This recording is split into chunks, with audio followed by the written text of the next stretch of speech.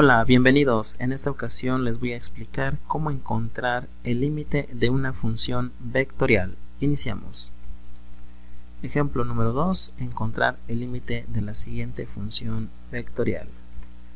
Bueno, aquí tenemos la función vectorial que está definida por r en función de t, y en la primera componente tenemos 1 más t al cubo. En la segunda componente tenemos t que multiplica a la constante de Euler y que está elevada a la menos t. Y en la tercera componente tenemos una función racional del seno de t entre t. Muy bien, pues para poder encontrar el límite de la función vectorial tenemos que utilizar la siguiente expresión. Esto nos indica que el límite de la función r de t cuando t tiende a 0, es decir, vamos a evaluar el límite cuando t tiende a 0.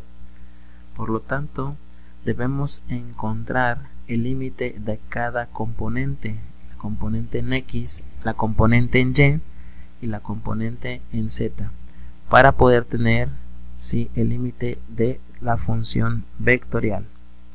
Bueno, entonces reescribimos de la siguiente forma: el límite de la función vectorial r de t cuando t tiende a 0, en su primer componente el límite de la función 1 más t cúbica cuando t tiende a 0. En la segunda componente tenemos que el límite de t que multiplica la constante de Euler y que está elevada a la menos t cuando t tiende a 0.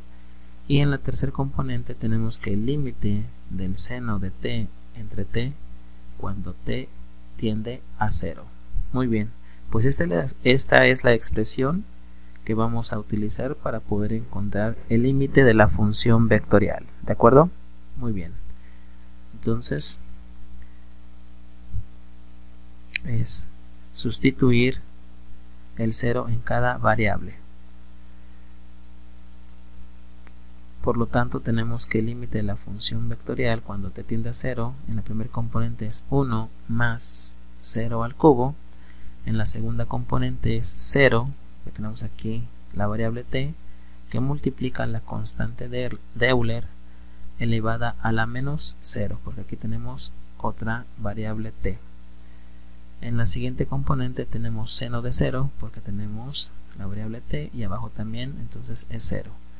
Vamos a resolver cada una de las operaciones y decimos que el límite de la función r de t cuando t tiende a 0 es 1, porque 0 al cubo pues es 0, más 1 nos queda 1. En la segunda componente sería 1, pero al multiplicarlo por 0 nos da 0. Y en la tercera componente el seno de 0 nos da 0, entre 0 nos da un resultado indeterminado solamente en la tercera componente. Si ustedes pueden observar, en la primera componente tenemos un resultado con número real concreto que es 1, en la segunda componente tenemos un número real que es el 0, y en la tercera componente pues tenemos un resultado indeterminado. Por lo tanto es lo que tenemos que evitar. Y bueno, cuando tenemos en alguna de las componentes algún resultado indeterminado, pues hay varias técnicas para poder resolver y encontrar un valor con número real concreto. En este caso les voy a explicar la regla de L'Hopital, que consiste en lo siguiente: cuando tenemos un resultado indeterminado, cuando tengamos en el numerador el 0 y el denominador 0, nos da un resultado indeterminado, o cuando tengamos resultados que involucren el infinito, pues también tendremos un resultado indeterminado. Y para cualquiera de los dos casos podemos aplicar la regla de L'Hopital, que consiste en derivar tanto el numerador como el denominador, y esa nueva expresión es la que vamos a utilizar para poder evaluar el límite. ¿De acuerdo? Entonces aquí tenemos la expresión. Repito, vamos a derivar el numerador y vamos a derivar el denominador en ambos casos. Muy bien, nada más como tip: cuando derivamos y nos sigue dando un resultado indeterminado, tenemos que volver a derivar hasta tener un valor concreto. ¿De acuerdo? Muy bien, entonces continuamos. Bien, una vez que ya les expliqué la técnica que vamos a utilizar al aplicar la regla de L'Hopital, pues reescribimos la función de la tercer componente, que es el límite de la función seno de t entre t cuando t tiende a 0. Pues vamos a derivar primero el numerador, y al derivar el numerador, el seno de t con respecto a t nos da coseno, nos da coseno de t. Por lo tanto, reescribimos el límite de t cuando tiende a 0, coseno de t, y al derivar t con respecto a la variable t, pues nos da 1. Y esta es la nueva expresión que nos queda.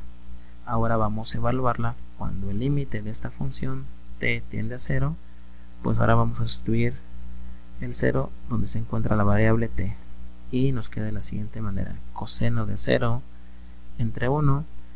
Si evaluamos, coseno de 0 es 1, entre 1 pues nos da resultado 1, y por lo tanto ya tenemos un resultado concreto con un número real en la tercer componente, que es en z, y por lo tanto nos queda que la respuesta del límite de la función vectorial r de t cuando t tiende a 0, las siguientes coordenadas del vector: en x tenemos 1, en y tenemos 0 y en z tenemos 1.